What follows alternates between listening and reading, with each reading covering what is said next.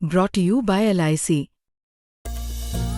LIC से मिले बीमे की रकम ने ही मेरे नए काम की शुरुआत को मुमकिन बनाया। LIC हर पल आपके साथ। नमस्कार, मैं सौरभ दीक्षित और आप देख रहे हैं बिस्तक। अगर आप लग्जरी कार खरीदने का सपना देख रहे हैं तो आपके लिए बड़ी खुशखबरी है। आप कार खरीदने का अपना सपना जल्द ही पूरा कर सकते हैं।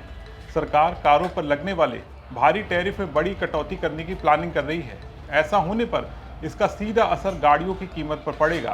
पूरा मामला क्या है, कारों पर लगने वाले टैक्स में कितनी कटौती होगी, कारों की कीमतें कितनी कम हो जाएंगी, इस वीडियो में हम आपको सब कुछ विस्तार से बताने जा रहे हैं। भारत और यूरोपीय संघ के बीच लंबे वक्त से चल रही मुफ्त व्यापार समझौते की बातचीत अब अहम चरण में पहुंच गई है। इस बीच सरकार की ओर से एक बड़ा कदम उठाने की तैयारी की जा रही है। इसमें यूरोप से आने वाली कारों पर लगने वाले भारी टैरिफ में बड़ी कटौती करने का प्रस्ताव रखा गया है। सूत्रों के मुताबिक भारत सरकार यूरोपियन यूनियन से आने वाली कारों पर इंपोर्ट ड्यूटी 110% से घटाकर 40% करने जा रही है और आगे चलकर इसे 10% तक लाने की तैयारी है। यानी जो गाड़ियां आज आसमान छूती कीमत पर मिलती हैं वो आने वाले वक्त में काफ़ी सस्ती हो सकती हैं। ये फैसला यूरोपीय यूनियन के साथ फ्री ट्रेड एग्रीमेंट यानी FTA के तहत लिया जा रहा है।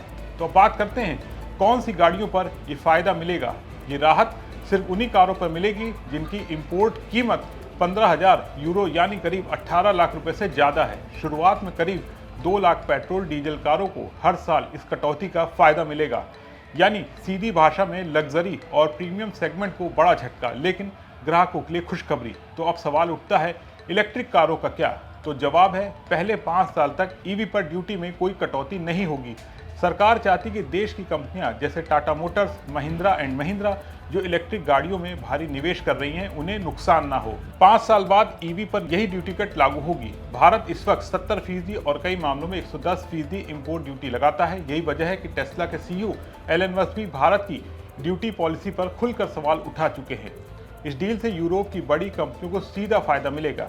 Volkswagen, Mercedes Benz, BMW, Renault ये कंपनियां भारत में लोकल मैन्युफैक्चरिंग करती हैं, लेकिन हाई ड्यूटी की वजह से इंपोर्टेड मॉडल ठीक से बेच नहीं पाती। अब कम कीमत पर ज़्यादा मॉडल मार्केट टेस्ट करने का मौका मिलेगा। तो अब बात करते हैं भारत का कार मार्केट कितना बड़ा है। थोड़ा नंबर गेम समझ लीजिए। भारत दुनिया का तीसरे सबसे बड़ा कार बाजार है, यानी सालाना बिक्री 44 लाख गाड़ियों से लेकर, लेकिन यूरोपीय कंपनियों की हिस्सेदारी 4% से भी कम है। मार्केट पर राज है सुजुकी मोटर, टाटा, महिंद्रा, ये तीनों मिलकर करीब 2/3 बाजार कंट्रोल करते हैं। एक्सपर्ट मानते हैं कि 2030 तक भारत का कार बाजार 60 लाख यूनिट सालाना हो सकता है। इसलिए वॉक्सवैगन, स्कोडा, रेनो जैसी कंपनियां भारत में नए निवेश की तैयारी कर रही हैं। सरकार का मानना है कि ट्रेड खोलो, कंपटीशन बढ़ाओ, टेक्नोलॉजी आएगी और कीमतें कम होंगी।